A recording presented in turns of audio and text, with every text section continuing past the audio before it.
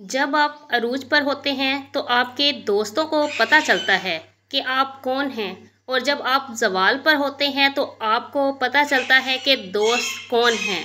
ज़िंदगी इस तरह बसर करो कि देखने वाले तुम्हारे दर्द पर अफसोस करने की बजाय तुम्हारे सब्र पर रश्क करें।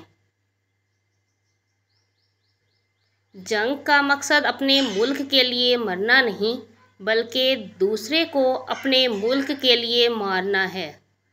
खामियों का एहसास कामयाबी की कुंजी है। कमज़ोर मौक़े की तलाश में रहते हैं, बाहिम्मत इंसान खुद मौक़े पैदा करते हैं और कामयाब हो जाते हैं।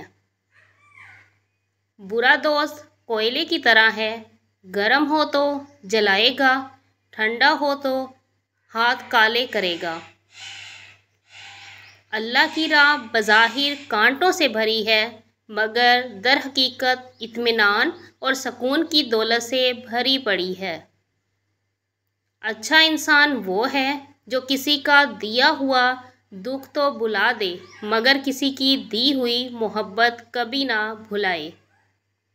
अल्लाह पर हमेशा भरोसा रखो, क्योंकि अल्लाह वो नहीं देता जो आपको अच्छा लगता है, बल्कि वो देता है जो आपके लिए अच्छा और बेहतरीन होता है। अगर नेक और मुखलिस बनना चाहते हो तो शबनम के कतरे की तरह शफाफ हो जाओ। 5 हालतों में हमेशा खामोश रहो। नंबर 1, जब आप महसूस करें कि कोई आपके अल्फाज से आपके एहसास को नहीं समझ सकता, तो इस वक्त खामोश रहें। नंबर 2, जब आप नहीं जानते कि क्या कहना है, आपको अपने ख़यालात और मखसूस पहलुओं के बारे में इल्म पर शक हो, तो इस वक्त भी खामोश रहें। नंबर 3,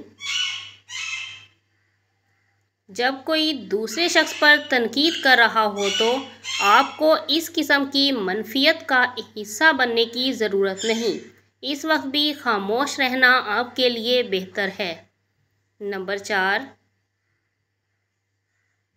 जब कोई गुस्से और नफ़रत में चीखता या बड़बड़ाता है तो आप खामोश रहने से इस शख्स को आराम देते हैं।